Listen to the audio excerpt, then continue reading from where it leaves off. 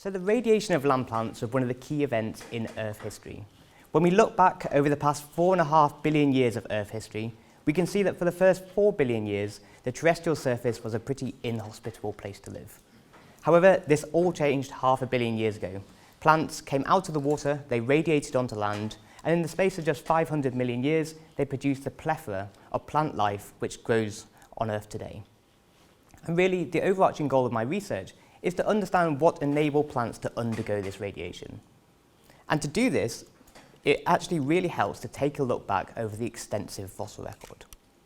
So when we look back over this 500 million year journey that land plants have taken, from the first tiny plants that colonised the land, to the independent evolution of the tree life habit in the lycophytes, in the ferns, and then finally onto the seed plants and flowering plants we have today, we can identify numerous key innovations which have enabled plants to undergo this radiation.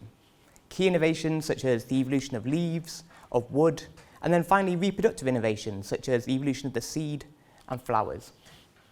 But in my opinion, the most important one of these innovations occurred right at the beginning of this lineage here, and this was the evolution of rooting systems. And really, the reason I think rooting systems are just so interesting and important is they transform the Earth both biologically and environmentally. So biologically, the evolution of roots allow plants to enormously increase their rooting function of anchorage combined with nutrient uptake and transport. And to illustrate this, what I've got here is a cartoon of what's going on with rooting systems in the Devonian period, roughly 400 million years ago.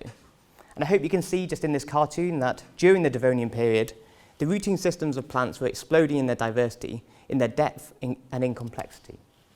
And what's interesting is this is actually being mirrored above ground by an increase in diversity of shoot systems, leading for the first time to the evolution of the tree life habit in the Devonian and then finally onto these giant trees of the Carboniferous period. So undoubtedly, rooting systems allow plants to transform the Earth. However, they not only played this key role biologically, they also had a key role to play environmentally. The evolution of roots led for the first time to the evolution of deep soils. And they also fundamentally changed river systems. So before there were plants with deep roots, the majority of river systems were actually braided river channels spreading out over the terrestrial surface. But the action of roots binding together soil and therefore canalising water flow produced the meandering river channels we're so familiar with on the terrestrial surface today. And as we've already heard, one of the things I find most amazing about roots is despite the fact they're in the ground, they fundamentally change the composition of the atmosphere. And to illustrate this, here's a plot, just like what Jenny was showing yesterday, of atmospheric CO2 through geological time. So you can see 500 million years and the present day. And what I've highlighted in blue is the period of time when roots are evolving. And as you can see, this is correlated with an enormous decrease in atmospheric CO2. But what we now know is this isn't just correlation, it's in fact causation. And it's due to the increase in silicate weathering, drawing down CO2 from the atmosphere. So roots played this key role environmentally for life on Earth. So I really hope, just with these couple of slides, I've just given you a bit of a pitch for why I think roots have been so important for the evolution of all life on Earth. And in my research until now, I've really been trying to piece together the evolutionary history of roots. And so what I'd like to do in this talk is to split this talk into 3 main parts. I'm going to start off by highlighting why I think it's so important to include fossils in our understanding of roots. Next, I'm going to give you 3 examples from my own research on the evolution of roots in the Lycophyte lineage, before finally coming to a summary at the end. Okay, so why do I think it's so important that we include fossils in the evolution, to understand the evolution of roots? Well, to do this, we actually need to take a bit of a step back and ask ourselves, first of all, what are roots and rooting systems? So as I mentioned, rooting systems carry out the rooting function of anchorage combined with nutrient and water uptake. And often when we think about rooting systems, we think of a simplified cartoon like this, where you can see the rooting system is easy to identify. It's going down into the soil, it's non-photosynthetic, and it lacks leaves.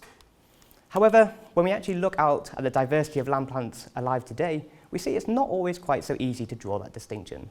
So to illustrate this, I'm going to give you 3 kind of examples here. So starting on the left, we've got an example of a moss.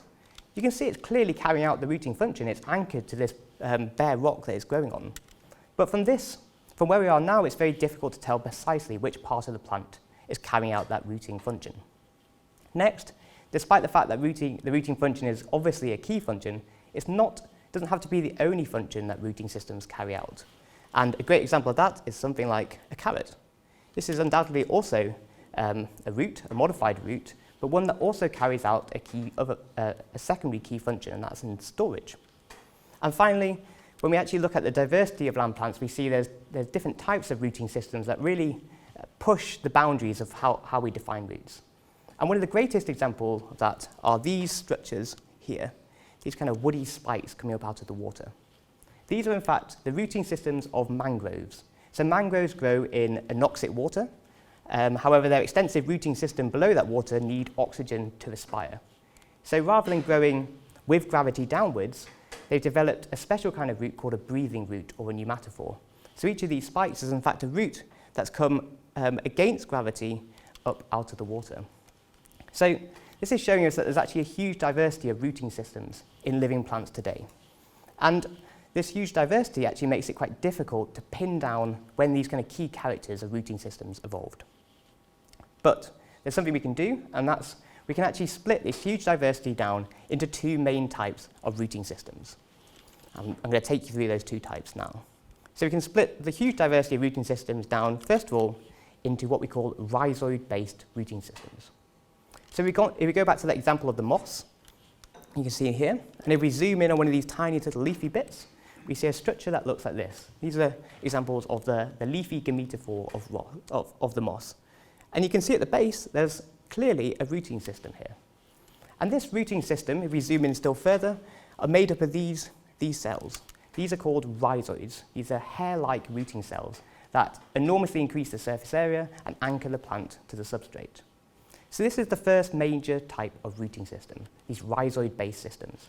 And they carry out the rooting function in the non-vascular plants, in the bryophyte lineages, typically in the gametophyte phase of these bryophytes. This is the first main type. The second main type, which I'm sure we're all familiar with, are what we call roots. So these are in fact specialized sporophytic organs. They form these highly branched networks, but in fact to understand precisely what it means to be a root, we need to zoom in on the very tip. In what Keith was describing yesterday, talking a lot about this structure here, which is the root meristem. And in fact, root meristems are only defined by one key feature, which I've highlighted in yellow on this SEM image, and it's this tissue here called the root cap. So the root cap is a sole defining feature of roots, and it helps protect the root as it grows through the substrate. But in a similar way to those rhizoid-based systems before, roots also develop hair-like projections from the epidermis.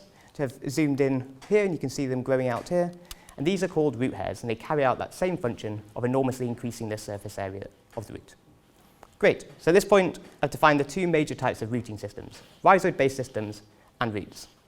So to understand their evolution, what we can do is we can map these two traits onto a phylogeny, which is what I've done here. So here's just a simplified phylogeny of land plants. We can start at the top in yellow with the non-vascular plants, the liverworts, mosses, and hornworts. And they, as I've already mentioned, develop these rhizoid-based systems. And then we can move down into the vascular plants, shown in red. So the vascular plants are split into two main groups. There's the euphyllophytes up here, and the lycophytes. Now the euphyllophytes contain plants with true leaves. This is the ferns, called the manilophytes, and then also the seed plants. And then there's also the other major group of lycophytes, major group of vascular plants are called the lycophytes. And we can see that basically all lineages of vascular plants develop these specialized rooting organs, roots. Okay, so from mapping these two characters onto a phylogeny, I can make two broad evolutionary statements. The first is it appears that during land plant evolution, we move from the base of the tree to the top. There appears to be a switch from rhizoid-based systems to roots. And the next major conclusion we can make is that, as you can see, roots are found in almost all living lineages of vascular plants, and therefore they were likely present in their common ancestor. Now, this is the great point where fossils come in, because that's a hypothesis we can actually test with fossils. We can look at fossils which represent these early diverging vascular plants and see, did they or did they not develop roots as we would expect them to? So to do this, we can turn to the fossil record, we can turn to this amazing site called the Rhynie Church, which Jenny also introduced briefly yesterday, and we can look for early diverging vascular plants, like this plant here called Horneophyton lignerii. This is a vascular plant, it has vascular tissue at its centre, and its overall body plan is just made of these branched axes. You can see there's no leaves, and when you look for evidence of roots, you can see there's no clear rooting organ. Instead, you've just got a horizontal axis, and from the base of this axis, you're getting these hair-like rhizoid cells. So in fact, a rooting system far more similar to that present in these non-vascular bryophytes today. And just to illustrate that with the real fossils, if we cut a transverse section through this base here, we can see this structure, you can see the outline of the axis there, and this mass of hair-like cells blown up in this picture at the bottom. So we turn to the fossil record expecting to find roots, and instead we find a system which looks far more like that in non-vascular plants, these rhizoid-based systems. But is Horneophyton just the odd one out? Well, actually, we can continue looking at a range of early diverging vascular and non-vascular species, and in fact, they all have this similar sort of rooting system. They all have axes that are branched, and at the base of these axes are regions that develop rhizoids. You can see it on the base here, and Horneophyton already. So this tells us that, again, if we go back to that initial phylogeny, we made a prediction that because all living lineages of vascular plants develop roots, we would expect roots to be there in their common ancestor. But when we take fossils into the equation and map them onto a phylogeny, we get a quite different result. So those fossils I've just introduced in the last few slides, I put them onto this clearistic phylogeny, and I've highlighted them with these little crosses afterwards. Now, if we go back and actually start looking at the evolution of rooting systems, we can now say that these rhizoid-based systems, which today are only present in bryophytes, were actually the major rooting system in both the common ancestor of vascular plants, and also they were present, such as Nothia here, which actually existed between the two major lineages of vascular plants today. So we have these rhizoid-based systems sitting between living euphyllophytes and lycophytes. Now, the reason why this is so important is because if we have non-vascular, if we have a rhizoid-based system here and in the common ancestor here, but we have roots present in living euphyllophytes and lycophytes, it tells us that roots today must have evolved by convergent evolution. They must have had two separate origins, once in the euphyllophyte lineage and once independently down here in the lycophyte lineage. Now, as you can probably guess, most work that focuses on trying to understand the evolution of roots, the development of roots, and the genes that control roots occurs up here in the euphyllophytes. And so really the focus of my research until now has been looking at the independent evolution of roots and lycophytes. So we replayed the tape of life, and roots had an entirely separate origin in the lycophytes. How did they do it, and how does it compare to those in the euphyllophyte lineage? Brilliant. So I hope with that, I've given you an introduction to why I think studying fossils is so important for helping us build up these pictures of how roots evolved. And in particular, I've been focused on this lineage, the lycophyte lineage, because their roots have independently evolved.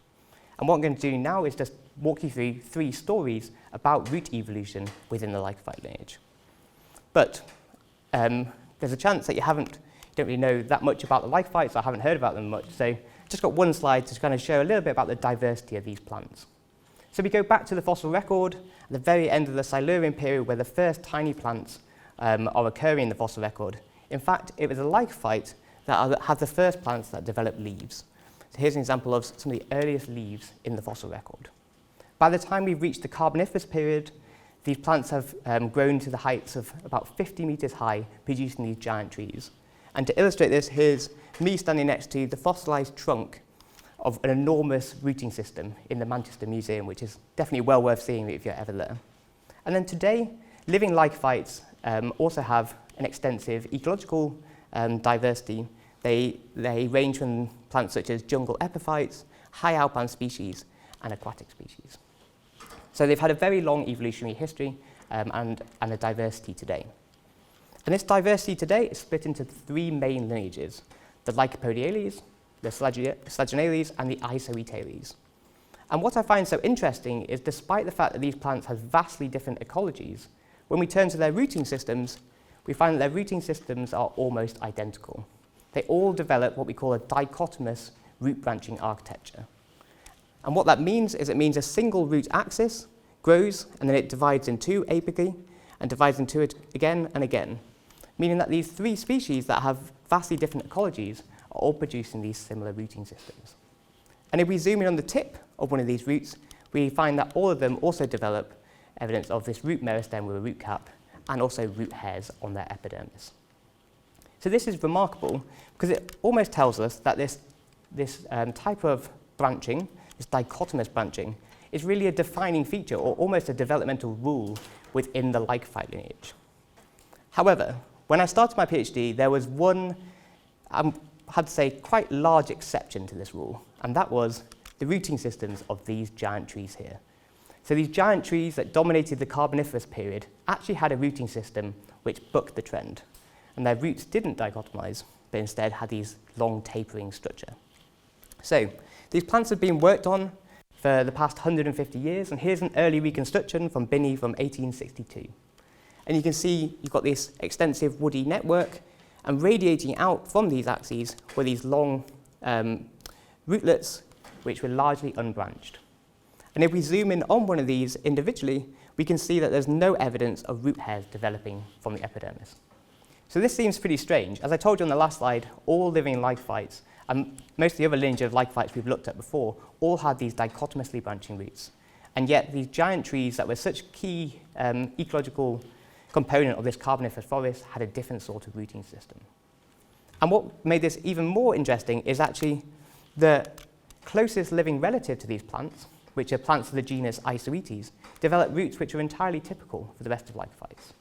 Their roots branched dichotomously, and if we look at the epidermis, they had the development of these root hairs. So at this point, I thought this was very strange that the living relative of these plants would develop normal roots, and these ancient fossils developed something quite different. So I turned to the fossil record in search of these key characters. Had they potentially been missed? Had people overlooked root hairs and not seen these dichotomously branching roots? And it was while examining a set of thin sections at the University of Cardiff that I came across this specimen here, which was the oldest evidence of root hairs, and the first time we've found root hairs in this fossil lineage. So here's a transverse section through one of these roots, and here's a living Isoetes root for scale.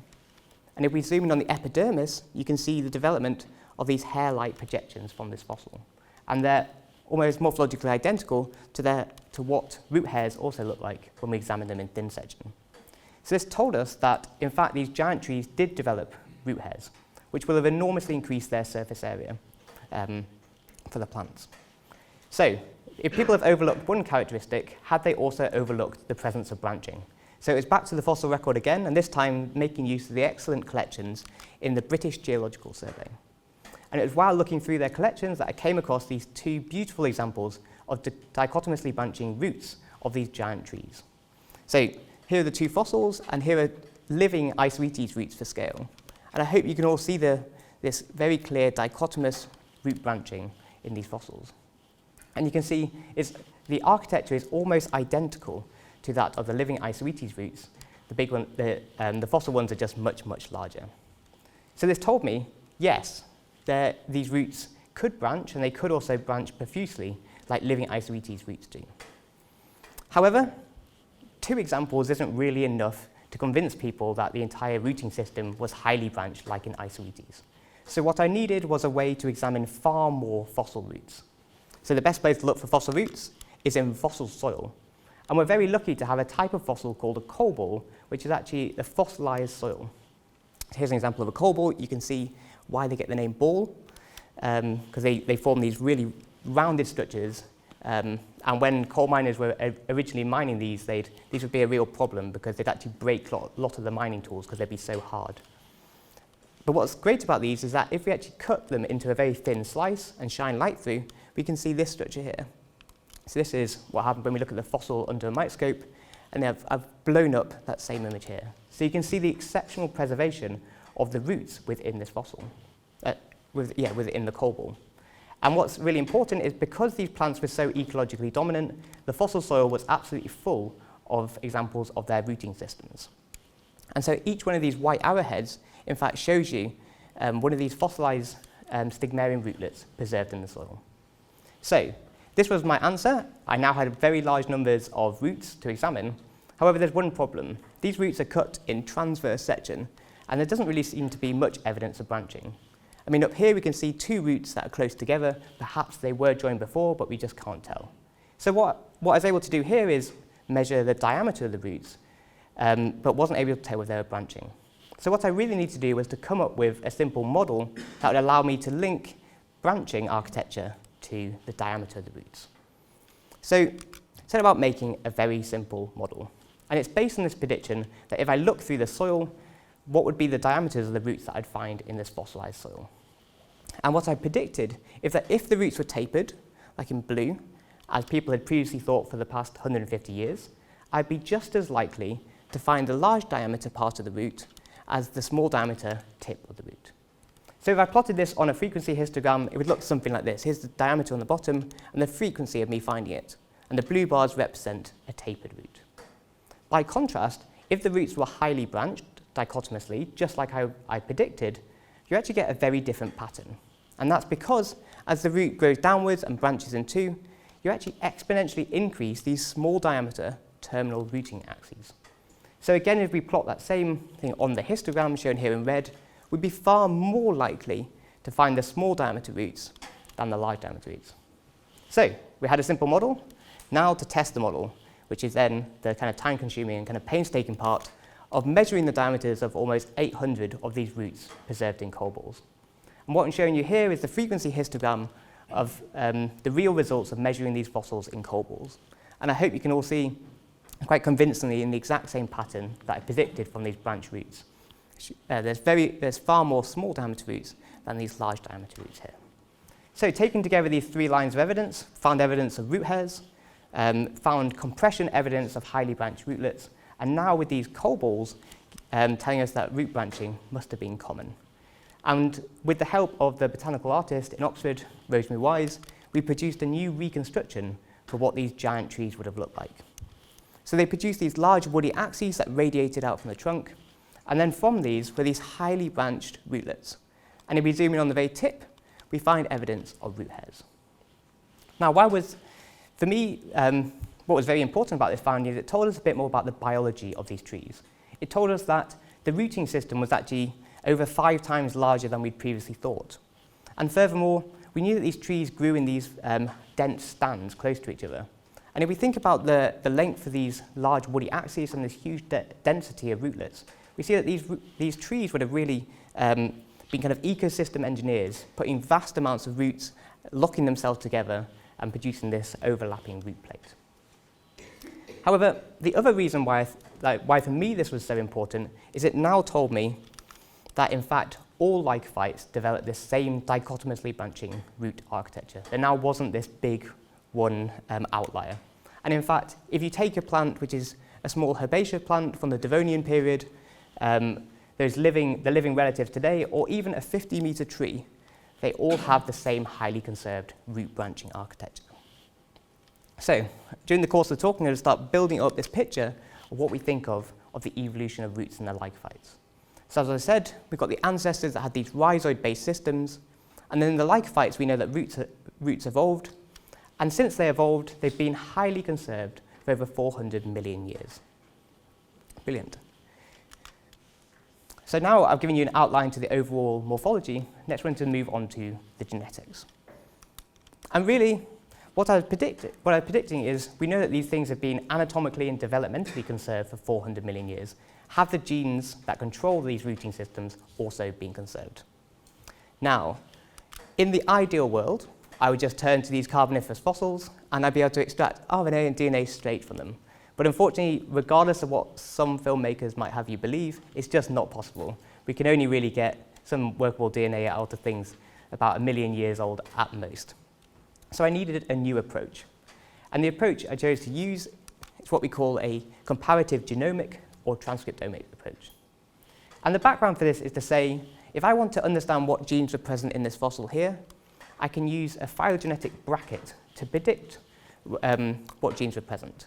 So I can look at the genes expressed in the closest living relatives, here over in Isoetes, and then I can take another lycophyte, which is also the next closest living relative, group plants of the genus Selaginella. And the prediction is that if a gene is expressed in the roots of Selaginella and it's expressed in the roots of Isoetes, it was likely expressed in their common ancestor that lived back here 375 million years ago, and therefore was likely also present in the roots of these giant trees. So this was going to be the plan and the approach I was going to take. However, when I started my PhD, there was one problem, and that was we only had omics resources for this group up here, Selaginella. We actually only had one genome, the genome of Selaginella moellendorffii, and actually there was no omics resources whatsoever for Isoetes. But with next generation sequencing, this isn't as much of a problem. We can now actually go out and we can produce our own transcriptomes and genomes of these species. However, what I also wasn't prepared for was the fact that there wasn't even any Isoetes species growing in collections around the UK, which meant going out to the field. So fortunately, I'm very grateful to Dr. Heather McAfee, who actually took me up to a loch in Scotland and was able to show me how to identify these plants growing. So here's me collecting the very first specimens of Isoetes, a species called Isoetes echinospora. However, what I wanted to do now was to produce a transcriptome to look at the genes expressed in the roots. But if we just extracted RNA straight from these plants that have come out of a rather muddy Scottish loch, you wouldn't be surprised that if I sequenced that, mostly what I'd be sequencing would be contamination and cyanobacteria and all kinds of stuff. So what I needed was to grow these plants in a xenic culture. So I developed a procedure to extract the spores from these plants and actually grow them up. So to illustrate this, here's a little developmental series of this is the spore with the first root, the first leaf, and gradually these plants got bigger until I could grow them on these kind of agar blocks submerged. Now I have to say, this is quite a long series. These plants do not grow quickly. So after about a good year or so of getting there, these things are still only a couple of centimeters tall, but that's big enough to extract RNA from, just. So I was able to extract RNA from the leaves, the corm, and the rootlets, these three tissues. Sequenced the RNA and was able to assemble the first de novo transcriptome of Isoetes echinospora.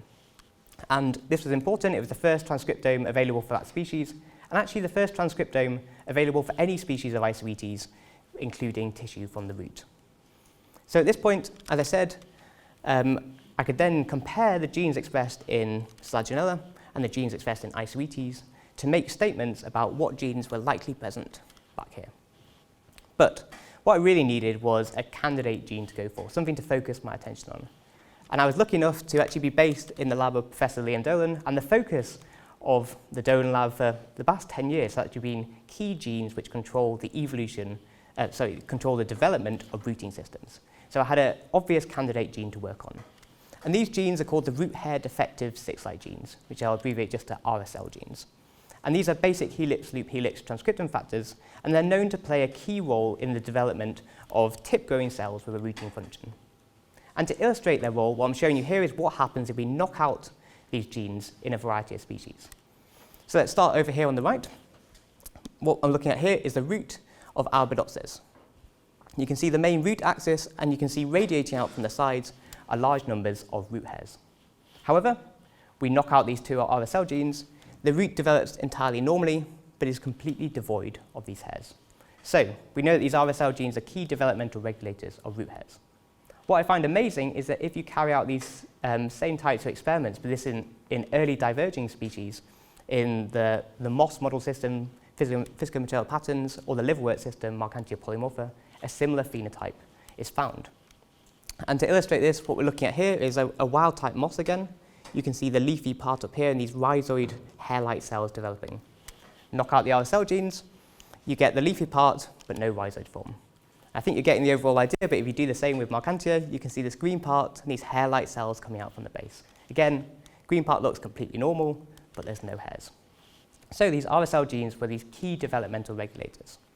And what's important about them is we know that they actually must therefore represent a core component of the rooting system developmental toolkit. Because if they control the development of root hairs up here and rhizoids down here, they were likely present in their common ancestor and have been conserved throughout land plant evolution.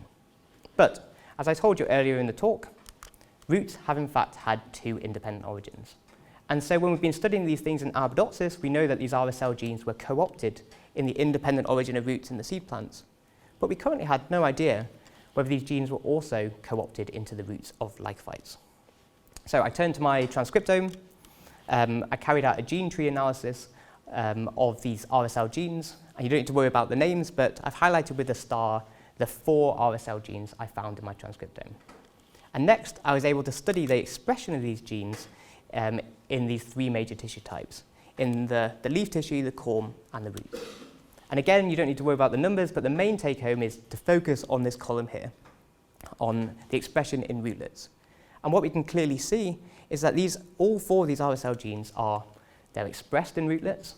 Not only are they expressed, they're in fact differentially expressed in rootlets compared to the other tissue. So they're more highly expressed in the roots than they are in leaves and corm. And finally, this example at the bottom is in fact actually uniquely expressed in the roots of, in the root tissue compared to the leaf and corm.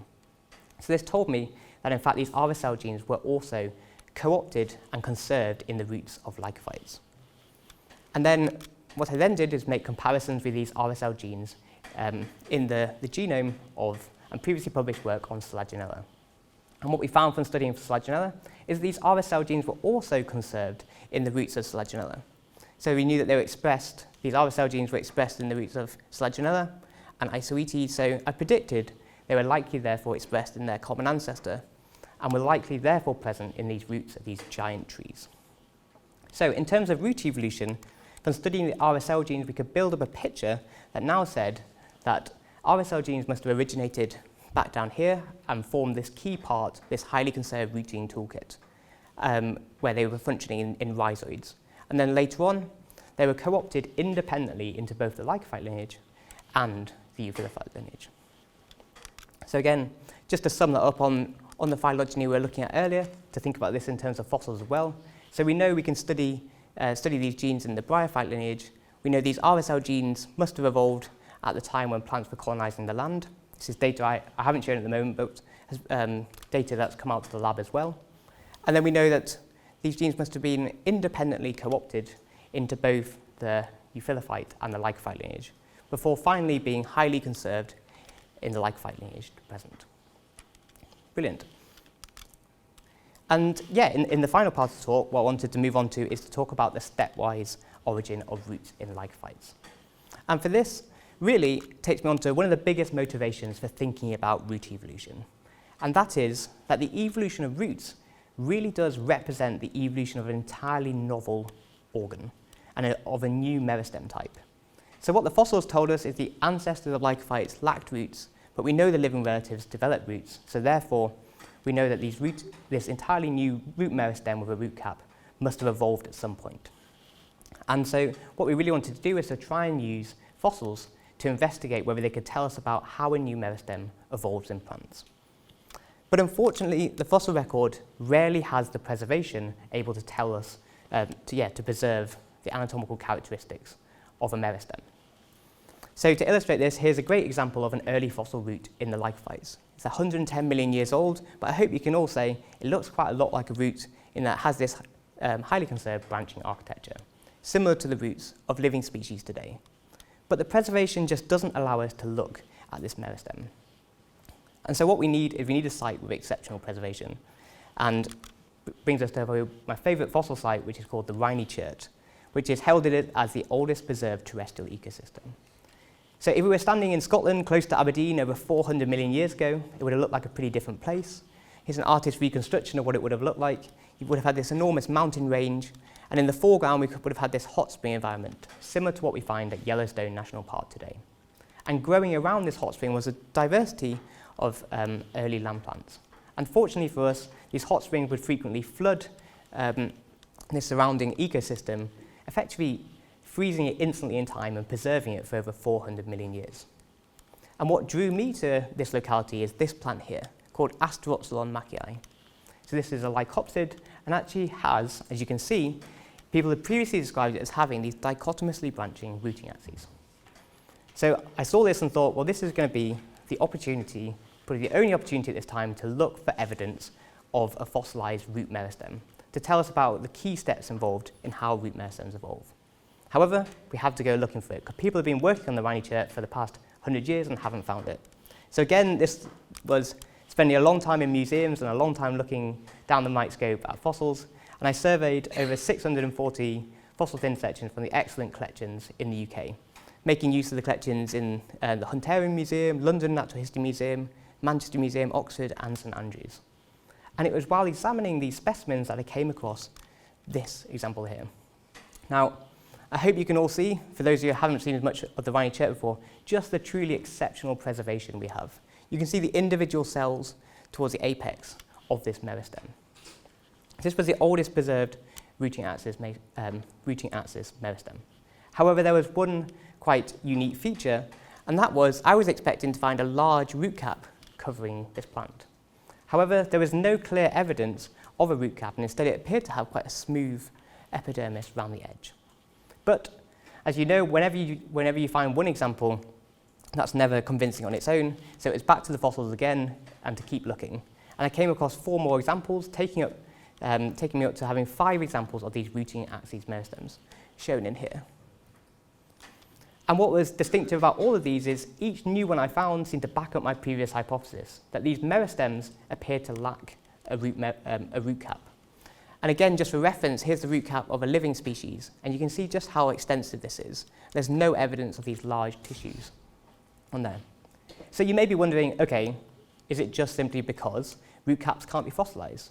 Well, fortunately, from some earlier work I did during my PhD, I was able to rule that out. Because earlier in my PhD, I'd actually discovered the oldest evidence of a fossilized root meristem, which is shown here. So you can see the evidence of the root meristem, and I've highlighted here in yellow the clear evidence of this tapering root cap. So we knew that root caps could be preserved. We know that the preservation in the Rhynie chert is truly exceptional. And so at this point, I was quite convinced we were looking at something different, an entirely new type of meristem.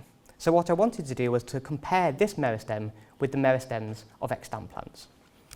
And as I said, we've been talking a lot in this talk about the root meristem, but there's also another major axial meristem in plants, the shoot meristem. So I've been focusing down here on the root meristem, and the shoot meristem is up at the top of the plant. And there's many differences between shoots and root meristems, but the one I really want to highlight is actually the difference in their external surfaces. If we take the root meristem, you can see it has this rough outer coating, the root cap. By contrast, take a look at the shoot, which I've highlighted in yellow as well. You can see it just has a smooth epidermis. So this seems to be a key feature that differs between them and actually tells us a bit about the development of these different structures. So what I really wanted to do was to turn to my fossils and have a look at the surface structure of them. And to do this, I made use of confocal laser scanning microscopy. So this is obviously one of the major tools that we use in molecular biology, but has been used far less commonly for examining fossils.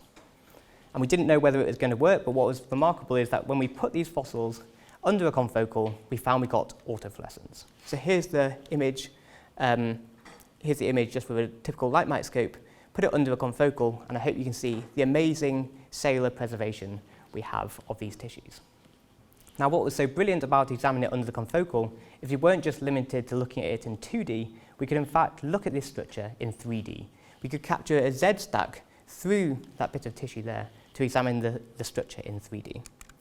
And as I said, I was particularly interested in looking at this surface here to see whether it was going to be smooth or rough. And so what I was able to do is I was able to actually use the program MorphoGraphX, which is fantastic to allow you to actually segment out the cells that make up this meristem.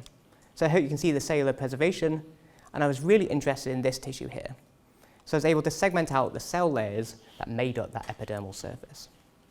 And then when we do a slightly nicer rendering of that in Blender, I want you to focus on the blue area, and I hope you can see it's produced this smooth covering, this smooth epidermis. Now, the reason why this was so important is it actually told us we were looking at a novel type of meristem, a transitional meristem, if you will. It's a transitional organ in that it has characters in common with both roots and shoots. Like a root, it's growing down into the substrate, it's branching dichotomously, and it lacks leaves. But by contrast, like a shoot, it has a very smooth covering to its epidermis. So developmentally, it seems to be a halfway house between a shoot and a root. Now, this finding was so important because it allowed us to, for the first time, tell us how a new meristem evolved. In the case of the roots in lycophytes, they evolved in a stepwise manner. From an ancestor that lacked a root, these new rooting axes evolved, dichotomously branched, but lacked a root cap, before finally the living relatives developed this specialised root meristem with a root cap and root hairs. Brilliant. So that just brings me on to my summary. So what I want to do is just to take together all those examples of lycophyte root evolution. So if we start at the beginning now, we can say that when plants colonised the land, these rooting systems were crucially important. And it was these rhizoid-based systems that carried out the rooting systems in these earlier land plants. And we know at that same time, when plants were coming onto land, these RSL transcription factors were evolving. And they were involved in the rooting systems, these rhizoid-based rooting systems, in bryophytes and in these early diverging vascular plants. Next, in the case of the lycophyte lineage, this new organ started to evolve, and it came through this kind of transitional form represented by asteroxylon, where you had this meristem type, this rooting axis with a meristem which is a kind of halfway house between a shoot and a root. Finally, roots independently evolved in the two major lineages, so down here in the lycophytes and up in the seed plants. And we know that these RSL genes, again, these ancient core regulatory network, was recruited independently into both individual lineages. And then finally, in the case of the lycophytes, these dichotomously branching structures have been highly conserved for 400 million years. And whether you're a small herbaceous plant today or a 50-metre tree, you all develop these same types of rooting systems. And so really, to conclude, what I hope I've told you this morning is to understand a complex trait such as the evolution of roots, we really need to combine together disparate sources of evidence. We need to make use of studying the anatomy and development of living plants, study genes, but also integrate fossils into this picture. And with that, that just brings me on to my acknowledgements. I need to say a huge thanks to my funders, Magdalen College, a special thanks to Professor Liam Dolan and his lab for hosting my fellowship, to my numerous collaborators, and yes, thank you all very much for listening.